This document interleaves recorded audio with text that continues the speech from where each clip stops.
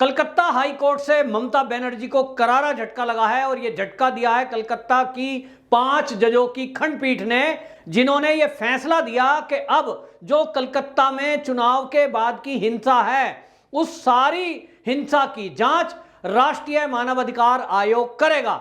इसको आपको बताएं, जैसे ही यह फैसला हुआ था तभी ममता बनर्जी की तरफ से एक एप्लीकेशन सरकार की तरफ से कोर्ट में डाली गई थी और उन्होंने कहा कि जो राज्य विधि आयोग है उसके जो सदस्य सचिव हैं उनकी तरफ से कुछ कार्रवाई की गई है, उसकी जानकारी आप पहले हमें देने का मौका दीजिए और उसके बाद राष्ट्रीय मानवाधिकार आयोग के लिए आप कहिए, तब तक आप कृपया हमारी बात सुनिए। लेकिन कोर्ट ने कुछ भी नहीं सुना और कोर्ट ने कहा कि ये राष्ट्रीय मानवाधिकार आयोग की जो समिति है वो गठन करने का फैसला तब लिया गया है क्योंकि राज्य की पुलिस ने कोई भी बात पीड़ित की नहीं सुनी, कोई कार्रवाई नहीं की, एफआईआर नहीं की और इसलिए अब सारे मामले की जांच, हिंसा से जुड़े हुए सारे मुद्दों की जांच राष्ट्रीय मानवाधिकार आयोग करेगा। इस पर आपको बताएं, सरकार के वकील बार बार गिड़गिड़ाते रहे कि जी हमें मौका दीजिए, लेकिन कोर्ट ने एक नहीं सुनी और फटकार लगाते हुए कहा कि अब आप इतना घबरा क्यों रहे हैं, मानवाधिकार की जांच से घबराना क्यों, यदि आपने कुछ किया नहीं तो आपका डर क्यों है। और ये बताऊं, जो टिप्पणियां की हैं वो टिप्पणी बेहद एक इशारा कर रही है इस तरफ के कोर्ट ने बाकायदा इसका संज्ञान लिया है कि जो हिंसा हुई है इसमें कहीं ना कहीं पश्चिम बंगाल की सरकार ने और वहां के प्रशासन ने इसमें कोताही बरती है।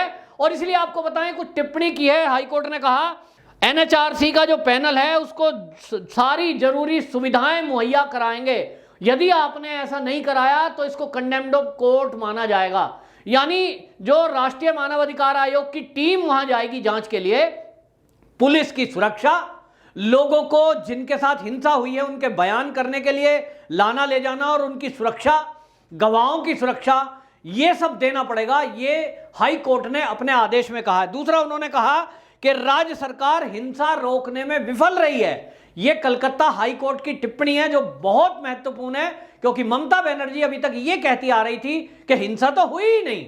इस पर कलकत्ता की हाई कोर्ट ने बोला कि आपके हिसाब से तो हिंसा हुई ही नहीं और इसलिए फिर जब हिंसा हुई नहीं आप कह रहे हो तो मानवाधिकार आयोग को तो जांच करनी ही पड़ेगी, क्योंकि मानवाधिकार आयोग के पास और कोर्ट के पास ऐसी एप्लीकेशनें आई हैं जो हिंसा पीड़ित हैं, जो बलात्कार लोगों के साथ हुए हैं, जिनके महिलाओं के साथ, उनकी एप्लीकेशन आई है और इसलिए सुनवाई होना जरूरी है। दूसरा, उन्होंने कहा शिकायतों पर तत्काल कार्रवाई की आवश्यकता है, यानी राज्य सरकार जो है वो तत्काल शिकायतों के निवारण के लिए कोई कार्रवाई नहीं कर रही है। और ये जब देखा तो कोर्ट ने जब ये पाया कि राज्य सरकार हिंसा पीड़ितों के साथ कोई न्याय नहीं कर रही, इसीलिए राष्ट्रीय मानवाधिकार आयोग की टीम को गठन किया गया है। और आपको बताएं, ये जो राष्ट्रीय मानवाधिकार आयोग की जो टीम है, अब इसमें महिला वकील भी होंगी, शिक्षाविद भी होंगे और सामाजिक कार्यकर्ता भी हो सकते हैं। लेकिन मानवाधिकार आयोग की जो टीम है ये बाकायदा उन लोगों के घर घर तक पहुंचेगी जिन लोगों के साथ हिंसा हुई है, महिलाओं ने जो बलात्कार की एप्लीकेशनें दी हैं। और इस टीम का हिस्सा जो वहाँ के राज्यपाल हैं पश्चिम बंगाल के, वो बाकायदा पहले ही इस पूरे एरिया में विजिट करके आ चुके हैं, लोगों के बयान और लोगों से लिखित में उन्होंने प्रार्थना पत्र भी लिए हैं जिनके साथ हिंसा हुई है, जो घर छोड़कर विस्थापित हुए हैं। और इसलिए आपको बताएं, दिल्ली में आकर जगदीप धनखड़ जो राज्यपाल हैं वो एनएचआरसी के अध्यक्ष से मिलके भी गए हैं और उनको पूरे वस्तु स्थिति का बारे में बताया है। तो ऐसे में जानकारी सब है, लेकिन अब यह उठता है सवाल कि इसकी जांच और जांच की रिपोर्ट के बाद कोर्ट केस, ये जब होगा कोर्ट के सामने तथ्य प्रस्तुत रखे जाएंगे और उसमें जब ये पुलिस की नेग्लिजेंसी के बारे में भी बात होगी, क्योंकि हर व्यक्ति जो हिंसा से पीड़ित है वो एक बात जरूर बता रहा है कि हिंसा करने वाले टीएमसी के गुंडे थे, टीएमसी की सरकार उनको बढ़ावा दे रही थी और पुलिस उनका सहयोग कर रही थी। यह बहुत खतरनाक बात है कि कोई गुंडे किसी के ऊपर हमला करें या वो बलात्कार महिला के साथ कर रहे हैं और पुलिस उनका साथ दे रही हो। तो ये राज्य में पहली बार हुआ है और हमारे देश में, ये मेरी याददाश्त में भी, मेरी उम्र 50 के करीब हो गई है, लेकिन आपको बता रहा हूं मेरी देखरेख में ये पहली बार है कि इतनी बड़ी हिंसा हो रही हो और उसमें पुलिस गुंडों का साथ दे रही हो। मतलब आजाद देश में ऐसा हो सकता है, हम सोच भी नहीं सकते।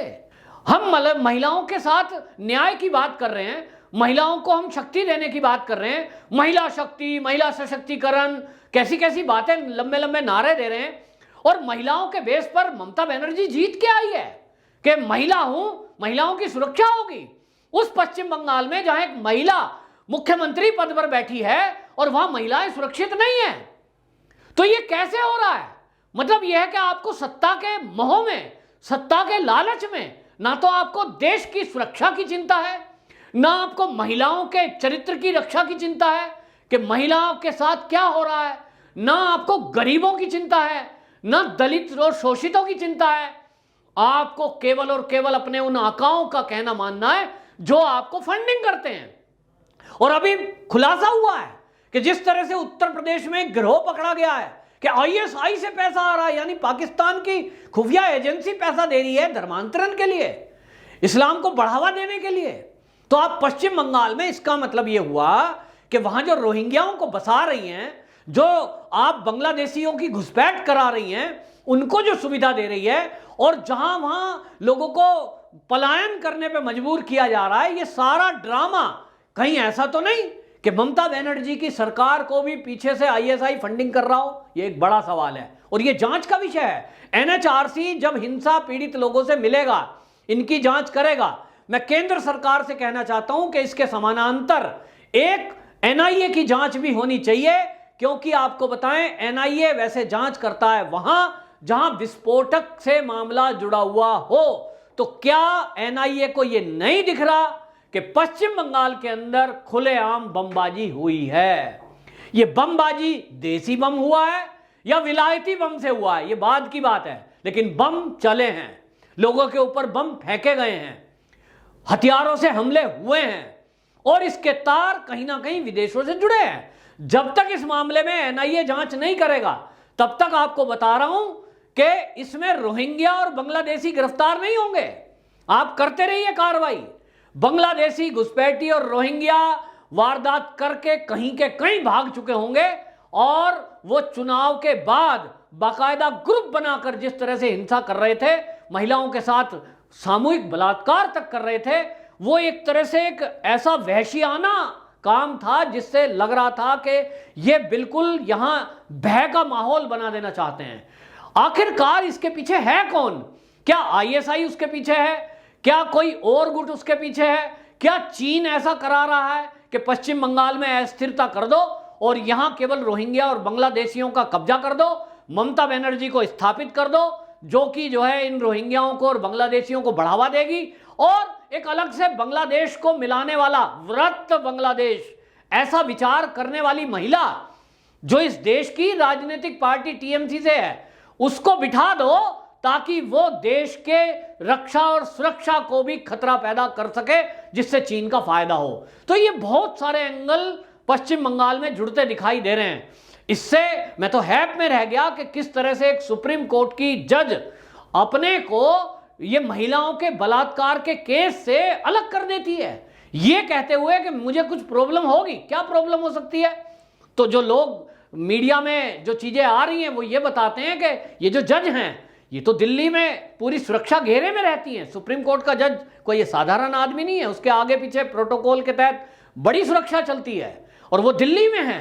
लेकिन उनके परिवार वाले, कोई चाचा, मामा, ताऊ, ऐसे रिश्तेदार होंगे, वो सब पश्चिम बंगाल में रहते हैं और उन लोगों ने कहा होगा कि दीदी इस मामले में ना पड़ना, ये दबाव बनाया गया है।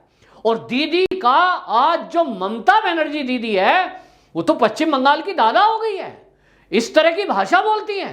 वो कोर्ट को कहती है कि नहीं, इस मामले में सुनवाई नहीं करेंगे, ये जज नहीं करेगा, वो जज करेगा, ये जज तो बीजेपी का है, वो आरएसएस का है। मतलब आप मुख्यमंत्री हो कि आप कोई दादा हो? आप दीदी हो, दीदी बनकर रहो, लेकिन दीदी बनकर दीदी ममता बनर्जी नहीं रह रही है। अगर ममता बनर्जी एक दीदी होती जिसको बहन कहते हैं, तो पश्चिम बंगाल के अंदर किसी भी बहन की, किसी भी बेटी की इज्जत तार तार ना होती। लेकिन ममता बनर्जी के होते, ममता बनर्जी के संरक्षण में, उनकी सरकार के संरक्षण में टीएमसी के गुंडों ने खुले आम हिंसा को अंजाम दिया, खुलेआम महिलाओं की इज्जत को तार तार किया। यहां तक कि जो सांसद हैं, हमने देखा कि वहां जो सांसद हैं, जो विधायक हैं, उनको डराया धमकाया गया। और काम ये चल रहा है अभी भी कि जो जीत कर आ गए हैं, चाहे वो शुभेंदु अधिकारी हो, चाहे वो और विधायक हो, उनको भी डराया धमकाया जा रहा है। या तो आप माफी मांगिए, खुलेआम माइक लेकर घूमिए, मुझसे गलती हो गई, मैंने भाजपा को वोट दे दिया, मैं तो जी टीएमसी में था, टीएमसी में ही आना चाहता हूं, दीदी मुझे माफ कर दो, इस तरह की या तो घोषणा करो, वरना आपको पश्चिम बंगाल में रहना दूभर कर दिया जाएगा। दुकानदारों की दुकानों पे ताला लगा दिया गया है, दुकानें नहीं खुल रही हैं, उनकी कोई एफआईआर दर्ज करेगा कि साहब मेरी दुकान नहीं खुल रही है? कौन इसकी गवाही देगा? कौन इसका सबूत बनेगा? आके घर में कोई धमका गया, सीधा से एक फोन कॉल आया और डरा दिया, बोला दुकान खुली तो इसमें बम फेंक दिया जाएगा। एक सांसद जो लोकेट चटर्जी है, अगर उसकी गाड़ी में तेजाब की बोतल मारकर हमला किया जा सकता है, जिनके पास वायु सुरक्षा थी, तो आम आदमी का क्या हालत होती होगी, इससे आइडिया लगाया जा सकता है। और इसलिए मानव अधिकार आयोग को जब अब यह जांच की जिम्मेदारी मिली है और हाई कोर्ट ने तल्ख टिप्पणियां की हैं, ऐसे में मानव अधिकार आयोग तुरंत इसमें कार्रवाई करे, जांच करे, अपनी रिपोर्ट सबमिट करे, और जो भी इसमें दोषी हैं, चाहे वो प्रशासन के व्यक्ति हो, चाहे वो पुलिस के व्यक्ति भी क्यों ना हो, उनके खिलाफ एफआईआर हो।